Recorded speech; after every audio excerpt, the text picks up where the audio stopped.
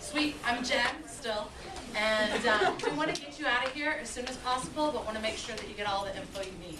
So we're going to go ahead and start going through things, and we're going to start out with Tamara's going to go ahead and share a little bit with you.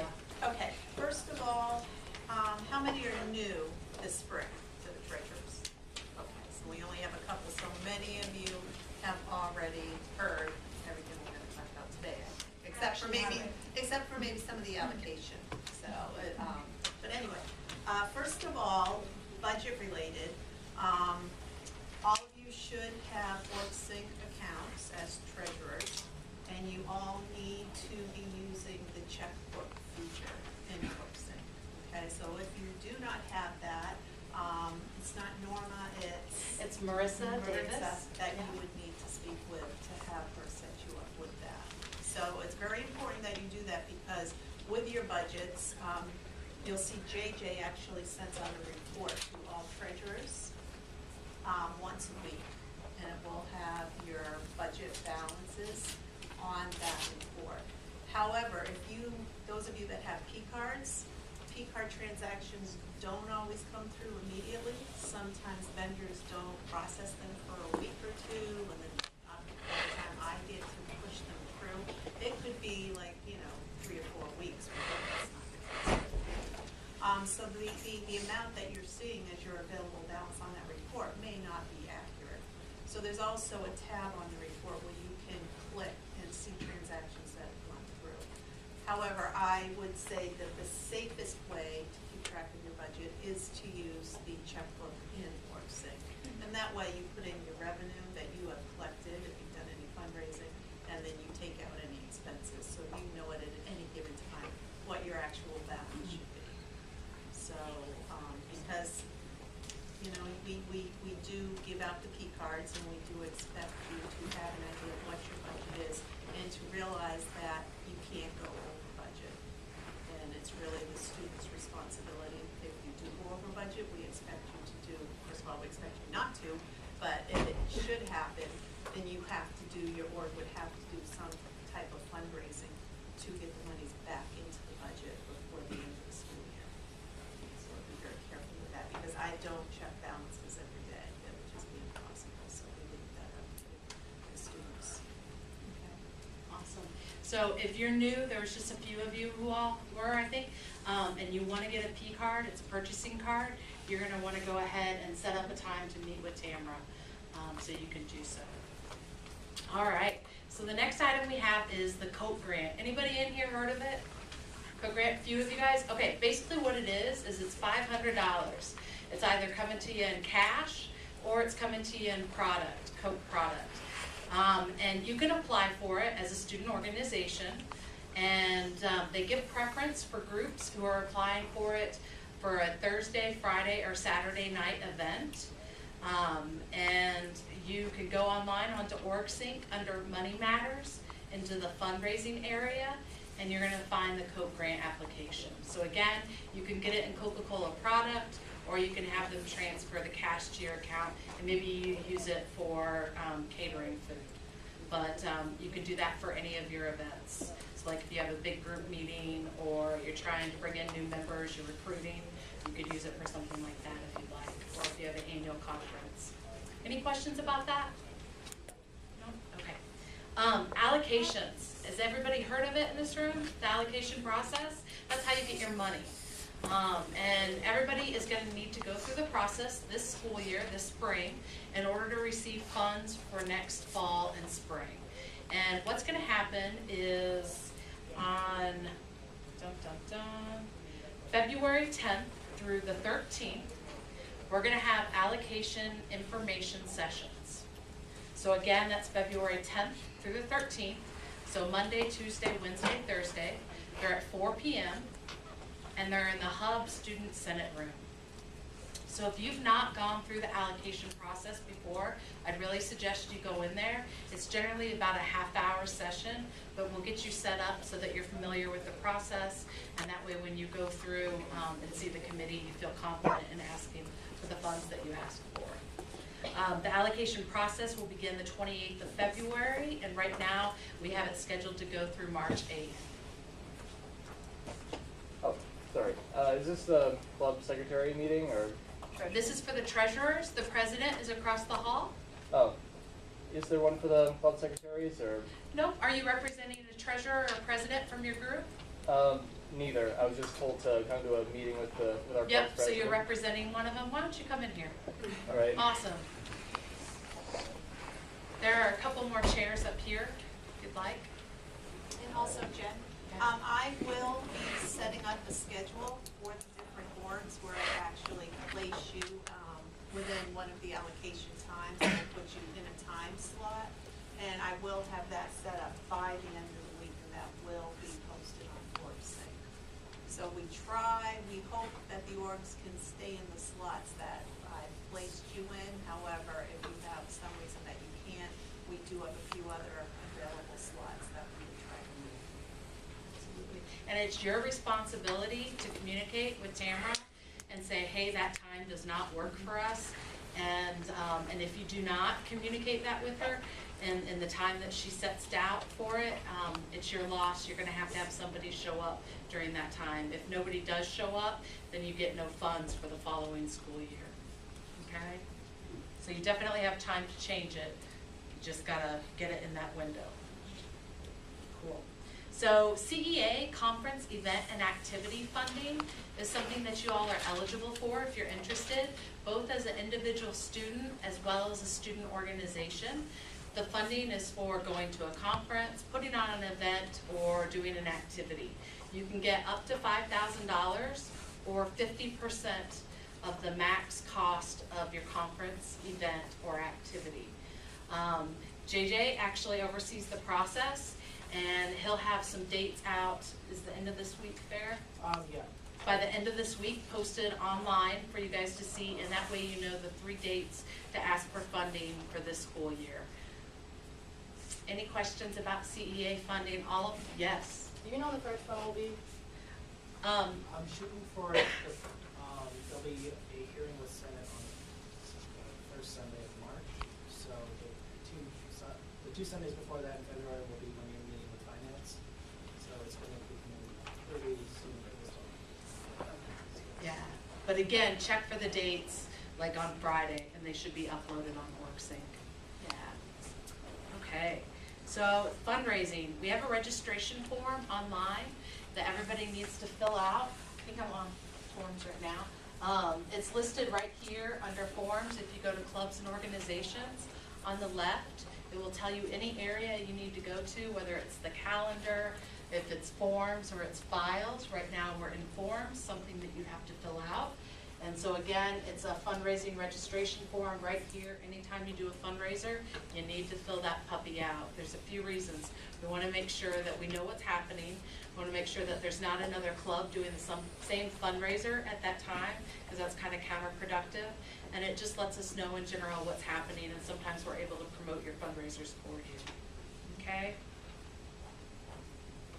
All right, so now we're going to talk a little bit about raising funds for non-for-profits. Okay. So, first of all, also, when you do a fundraiser, we do require that we have a town raffle permit filled out.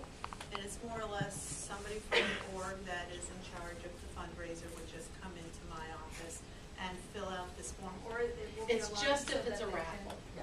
right, if it's Yeah. a raffle, I'm sorry. Yeah. If you're doing a raffle, you would need to have that filled out and returned to my office, and I will give it to Mary Ellen, just so we can have on file in case the town ever has any questions about the raffle that was going on. In regards to fundraising for nonprofits, and Mary Ellen, did I miss anything? Well, with the policies on that, we have to have certain things to back up your program. So one of the most important things is we need a copy of the advertisement that you have out there, both for the university or for the community, so that we know, that you can prove to us that we know that the money, where the money's going, that you're collecting, it's going to the Red Cross, or it's going for some other nonprofit organization close by. Because we need to know that everybody understands where that money's going to go and how it's being collected. So, all right? And any money you collect for fundraisers like that, you want to make sure to deposit it all. If you need to buy something to get stuff going, you want to come and talk to camera. Do not use any money that you take in initially don't spend it if you have it. Bring it over, there's procedures that we can give to you, and that's why a lot of the organizations have the department cards, or your student, or you or your president has a credit card that either one of you would use. So there's different ways, but we need to do that. Don't spend any money before you report it. And also the policy for depositing funds at my office is 24 hours. We prefer 24 hours, but no more than 48 hours after you receive the money. Okay, that's really important, especially when people are giving you checks. You know, we don't want to hold on to checks, so we definitely don't want to hold on to cash, because if you do and you lose it, it's gone. So anyway, so if you raise money on a Friday evening, I would just ask that you have it delivered to me on Monday morning, or as soon as you can on Monday. Also, I would advise you to keep any funds that you collect in a locked place, in a secure place. And what Mary Ellen, just to clarify a little, I think what she was saying about revenue is, if you collect, let's say you have a fundraiser and you collect $100 and it's Friday evening, and you know, as part of that fundraiser, that Saturday morning, you have to provide donuts for something. What she's saying is you can't just take $25 out of that $100 that you collected to buy the donuts and then just say, well, I'm going to replace it. We really need to have all monies brought to us up front, and then somebody with a P card or something would be able to get the donuts, or if I was in the office, I could give you money to do that. Awesome. So it looks like next, maybe we're gonna talk a little bit about P cards and using or not using those to gas up personal cars. Yeah. We'll come across this in a little bit, but we have a policy that we're really become, very, very strongly suggest or discourage the use of personal vehicles when you're going to different events. That's why we have the university vehicle, that's why we have the rental vehicle company identified, and it's very easy to get a car from them if you plan ahead. Copy out there. But unfortunately, there was, I guess, some misuse of the P cards in recent time, that somebody used their cards to fill their own personal vehicles, and that's really not a good thing. We have to, not only if we find it, which we'll when we find it, you have to pay the money back and we'll pull the card. So that kind of puts a black mark on your organization, and if it's more severe than what that is, then we have to go from there. So we really want to make sure you can use that P card for the rental vehicles only, period. So if you use your own card and you do use it, you have to understand, and we'll have you signing a waiver that it's your personal insurance, and you have to make sure that you have a valid license, and that you have a good driving record, that kind of thing. And you sign that waiver that it's all on you folks' insurance and everything if something should happen, God forbid. Okay. So that's why if you go with one of the rental vehicles, we have a coverage with a MasterCard that we use for the P cards, and also for the university for non-owned and hired vehicles. So you want to make sure to follow that process, and if you don't need to use your personal car, don't. Okay?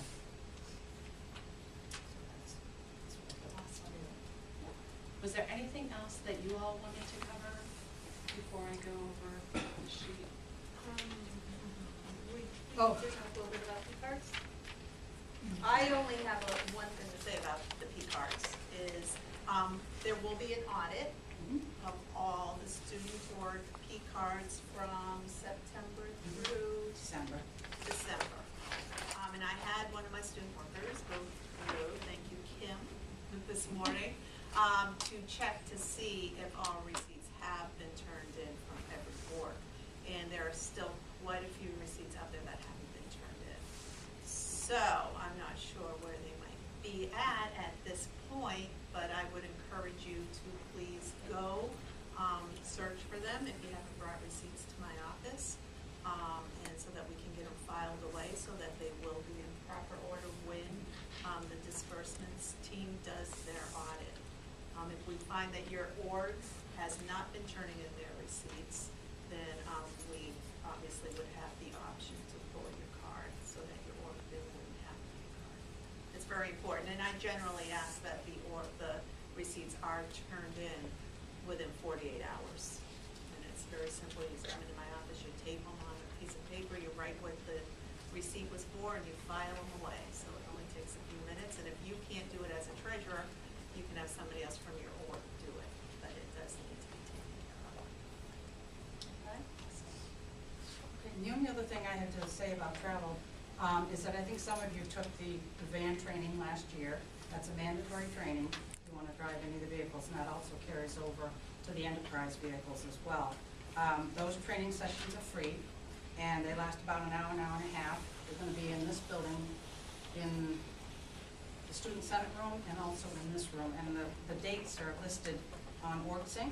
Yes, John, right here. Yep, so if you can go in and register for one of those, we've got them on various days and various times, usually towards the end of the day, and we're trying to stay away from your class schedule. So, but those need to be, and we will have an active list of drivers who have taken that class.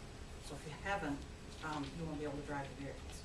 So you want to make sure to sign up for one of them. If you liked it, if you took it last year and you want to refresh it, come on in. It's up to you, but we have your name. And then, let's see. Yeah, I guess that's it. Awesome. So the very last thing I need is for you guys to initial and sign this form, and it's just talking about our travel policy. So we've got some new things that we put out there, and so we need to make sure that you guys are aware of it. So take a second, just read over it, initial and sign it, and just leave it wherever you're sitting. I'll pick them up. And if you have any questions about the form, please let me know, and I'd be happy to help out. But know that when you do decide to take your own personal vehicle and drive it for organization purpose, there is a special form that you have to fill out. That's talked about on here, and that is not this form. So just want to make sure you guys understand that, okay?